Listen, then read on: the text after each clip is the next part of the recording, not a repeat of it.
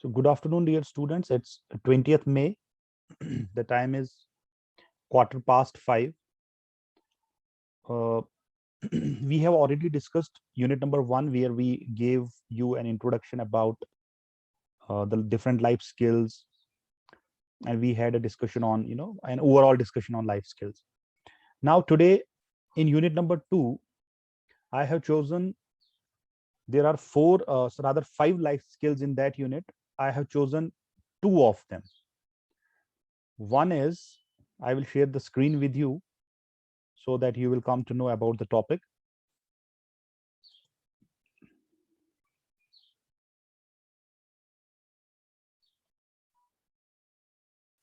Here it is. Self-awareness skill and interpersonal relationship skill. These 2 skills are in unit number 2, right? Self-awareness and interpersonal relationship skill. See, these skills are not directly related to literature. But as I tell you in every lecture in this generic elective course, that these qualities, these self-awareness skill, interpersonal skill, communication skills, these are to be related with English literature. These are to be related with different poems, dramas, which we will see in the 4th and 5th unit of this course. We have to learn, we have to discuss these skills, and the point which we are supposed to discuss as per your syllabus, it's introduction, definition, and features. So I will stick to these 2 points only, the definition part and the feature part, right? You can check from your syllabus. This is what you have been asked to prepare: the definition, the introduction, what I mean, and the features. Because these topics, self-awareness skill, interpersonal relationship skill, these are very vast. And in fact, I must admit that I am not an expert as far as these topics are concerned, right? But still, as a teacher, I will try my level best to discuss these skills with you, and you people have full right, this is a democratic setup. Our class is a democratic setup. We are in a live class with around 12 to 15 students, and you people have full right to discuss, to counter, to argue, to put forth your viewpoint as well, and to ask questions as well, obviously. So this is the topic in front of you. I hope you can see the screen: self-awareness and interpersonal relationship. So we will discuss self-awareness first, and after that we will move on to the next skill, which is interpersonal relationship skill. Okay, first of all, we will discuss the etymology of the word self and the word awareness. Etymology means that branch of language, that branch which deals with the origin of words, which deals with the roots of the words. I mean, when you have a word, suppose we have the word self in front of us, at least we should know something related to the background of the word, right?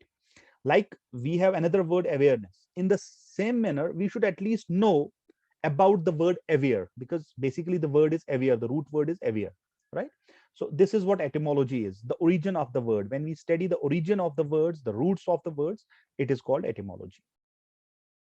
As far as the word self is concerned, you can see it on your screens. Self is a word from Old English. If you want to, when I say this Old English, some students may get confused that what is this Old English. There is a lecture, I will upload that lecture on YouTube, maybe within 2-3 days. It was recorded some by Government Degree College Magam. It was an online lecture which I delivered last year. It is on the history and origin of English language. There you will, these Middle English, Old English, Anglo-Saxon English, these terms will be, cleared. So I hope you will watch that lecture as well. As far as this word self is concerned, it is from Old English, and before this spelling which you can see today, SELF, it was spelt as SEOLF, self, SYLF, self, right? These are the same words, just the spelling is different. From Old English to Middle English to modern English, there is this change of spelling, right? The gradual change of spelling is there. It happened with most of the words in English language. The meaning is one's own person, or own, or same. So self means, for me, self is this. I am myself, like we say, right? One's own person, अपने आप को self बोलते हैं. हर एक के लिए अपना आप self है. आपके लिए आप, अल्ताफ के लिए अल्ताफ self है, कैलाश के लिए कैलाश self है, जमशीद के लिए जमशीद self है. Understand? Another is that it is from Germanic word. You will again see in that lecture. I am not going into the detail of the word Germanic. Proto-Germanic selbaz, and Dutch word zelf. It again means self, right? This is the first word, self. As far as the another word, aware, is concerned, it is from Middle English. It was pronounced as, the spellings are written in front of you, aware, A-W-A-R-E, I-W-A-R, I-W-A-R-E, and Y-W-A-R, right? So this is something about the word self and about the word aware. Now, coming to what is self-awareness skill? What are the features of self-awareness skill? Self-awareness skill, like you see the last line on the screen, in this slide, I have written self-awareness means who are you? Just do one thing after the lecture. Just stand in front of the mirror and ask yourself, when you stand in front of the mirror, what will you see? You will see your own reflection. You will see your own reflection, right? So you have to ask to that image, that reflection, that person whom you can see in the mirror, who are you? Right? So the point is, you have to see, ask yourself who I am, right? So the question is, who are you? If you go, I mean, if you want a proper definition, you can, there are so many definitions for this. The best definition is conscious knowledge of one's own personality, conscious knowledge of one's own individuality. You should know, I mean, you should have the knowledge about your own self, your own personality. Knowing yourself is self-awareness, right? There are two psychologists who have studied, I have written the names, Jane Brooks Gunn and Michelle Lewis. They say in a research paper, they say that self-awareness starts at the age of 1 to 1.5 years of age. The self-awareness starts at the age of 1 to 1.5 years.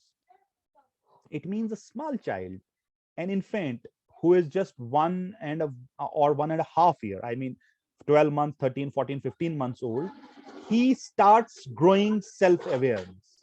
Understand? He starts growing self-awareness. So we were talking about self-awareness. It starts, according to Jean Brooks Gunn and Michelle Lewis, or Lewis, the way you can pronounce it, 1 to 1.5 years of age. At this stage, you start, getting that self-awareness. They conducted a very interesting experiment that is called red dot experiment. What they did, they took a child, an infant of 13, 14, or 15 months. Rather, they took a child of, they took different kids with the age span of 1 to 2 years, and they placed a red dot on the nose of those infants, and then they noticed their behavior. They brought a mirror in front of them, and then they started analyzing the behavior of these infants. You can see on the screen 25% infants between the age group 15 to 18 months, they touched their nose, although they could see their image on the mirror, but they didn't touch the mirror. They touched their own noses. It means that these infants from 15 to 18 months, they had this awareness. But how many kids? Just 25%. 75% kids, they touch the mirror. It means 25% infants had started developing self-awareness at that stage. And likewise, 70% infants from 21 to 24 months, whose age was in between 21 to 24 months, they too touched their noses. 70%. It means if a kid is around 2 years old, 24 months old, 70% chances are there, or out of 100 kids, around 70% kids, around 70 kids, they will touch their noses. It means that they have the awareness that this is a mirror and this is our own self, and the dot is on our noses, not on the mirror. Understand? So this was an experiment. So what is the conclusion of this experiment? It is that in between 1 to 2 years of age, self-awareness skill develops in a human child. And another person by the name P. Rochet, he says that at 4 to 5 years of age, a child becomes fully aware of being a separate being. He gets aware of being a separate being. He gets aware of being a separate individual. This is what he means at 4 to 5 years of age. So when a kid is 4 to 5 years of age, he understands that he is an individual now. So this is self-awareness. This is an intelligent sign of self-awareness. So don't say that if a kid is just 4 or 5 years old, he does not know, or she does not know that about her own self. That kid is very much aware of himself or herself being a separate individual from you, right? And we have noticed one thing more, because you all are mature students. At the age of 1 to 2 years, infants start showing emotions. They cry when they are hungry. They smile and laugh when they are happy. They make faces when they are angry. So they start expressing emotions. So what I mean to say is, at a very early stage, at a very early age, human child, human kids, human beings become they show the signs of self-awareness, right?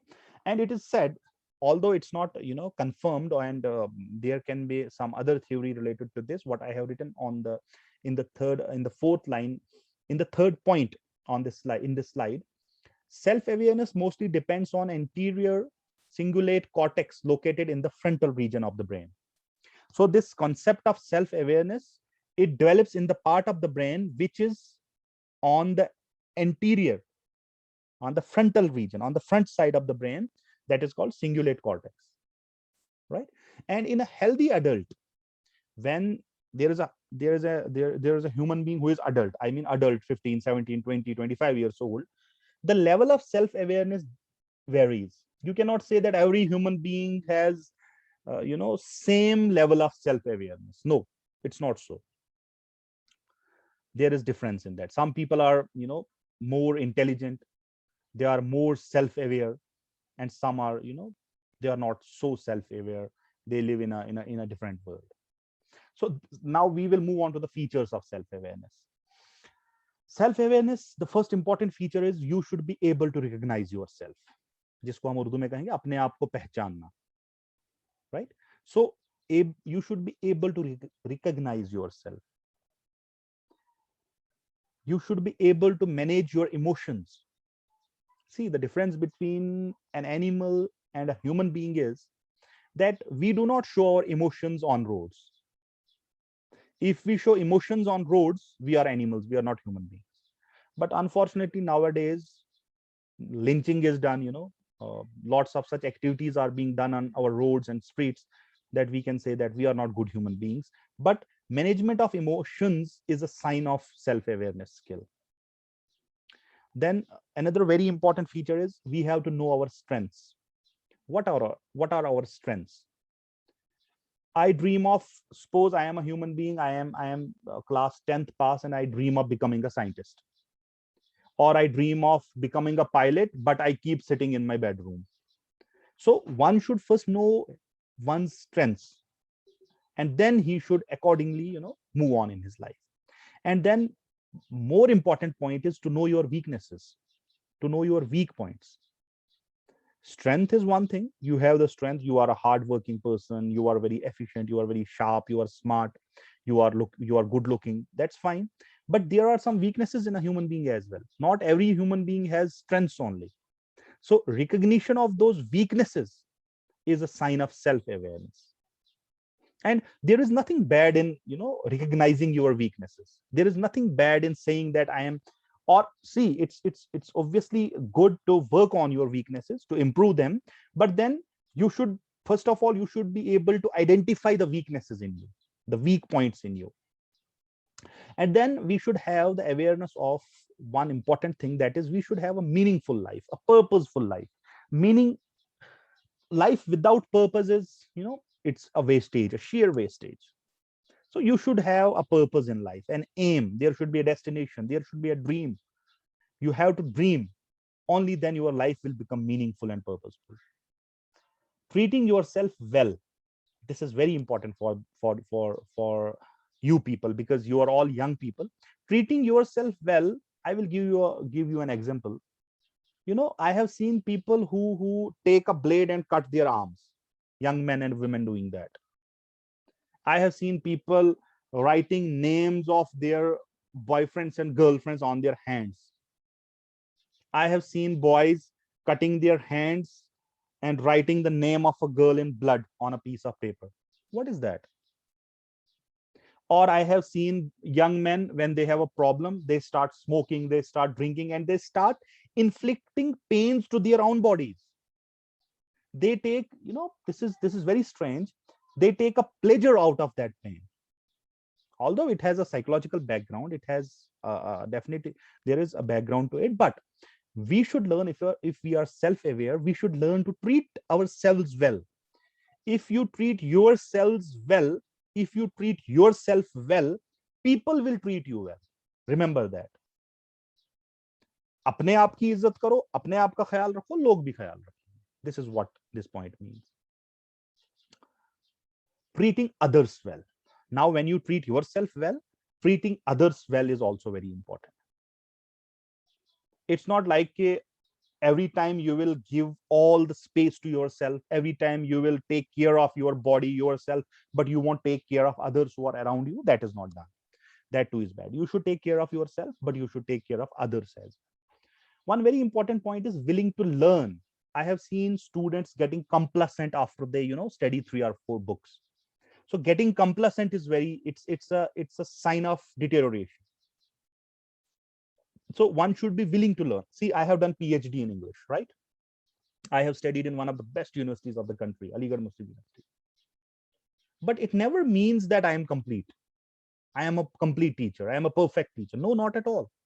I am willing to learn. That is why I always say in my lectures that you have full right to speak, to counter, to write in comments, to question me. And if sometimes I feel like I don't know a point, I don't know a concept, I can go back to my room and take a book and read it and study it. So everybody should be willing to learn.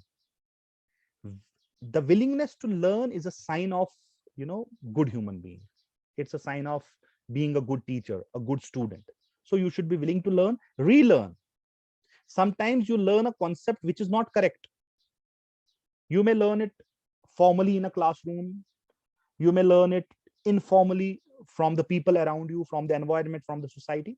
But then when you get to know at one stage of life that this concept is wrong, you should be ready to relearn, right? Learn, unlearn, and relearn is very important. These 3 terms you should remember. Learn, unlearn. कुछ याद किया, वो ठीक नहीं था, बाद में उसको unlearn किया, भुला दिया. And then relearn, और फिर दोबारा से एक नया concept याद करना. And change. लर्न किया, अनलर्न किया, रीलर्न किया, और फिर चेंज भी हुए उसके साथ साथ. Change is the law of nature. If you are dynamic, if you are flexible, if you know how to change yourself according to the situation, if you know that you are supposed to wear a t-shirt in during summers, and you know that you have to wear a jacket or a woolen sweater during winters, it means you know how to change your behavior according to the climate, according to the weather around. So this is how you should have the self-awareness skill of changing, learning, relearning, and unlearning. The second last point is no inflated ego. ego should be there. जैसे जिसको इकबाल कहता है ना, खुदी तो होनी चाहिए. You should have self-respect, but not to the extent that you will get hurt, even if somebody talks in a casual manner to you. No, this inflated ego should not be there. So you are young people, you have self-respect. I understand you should have self-respect. Everybody has self-respect, but having an ego is fine. But that inflated ego all the time, living in your own bubble and having that superiority complex is not correct. That's not done. That's not a good sign. And then living in the reality. You should live in the reality. You should not be an ostrich. It is said about an ostrich that whenever an ostrich, when it notices that there is some danger around it, what it does, it puts its head into the sand and then keeps it's said, I'm not sure whether ostrich really does so or not, but it's said that it puts its head in the sand and behaves as if there is no danger. Just closing your eyes, it never means that reality will change. You have to accept the reality in your life. COVID is there, right? Corona is around us. We have to accept it. Otherwise, we will get depressed and die of depression, not of COVID. So acceptance of reality is very important, right? Another skill which I will touch here is interpersonal relationship skill. Interpersonal, the relationship between one human being and another human being, that skill, how to deal with that. So the definition is ability to develop strong and balanced relationships. How I, as a teacher, how I develop relationships with my students, that skill I should have. How, as students, you develop your relationships with your teachers, that is your interpersonal relationship skill. Some teachers are very bad at it. Some students are very bad at it, right? Actually, these are of two types: public interpersonal relationship skills and private, personal and professional. I won't go into that detail.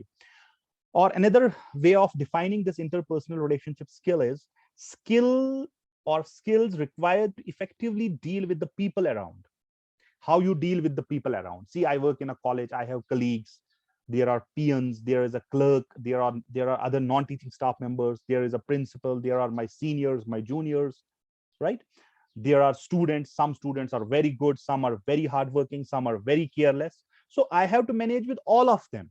So how effectively I deal with such students, on that my interpersonal relationship skill depends, right?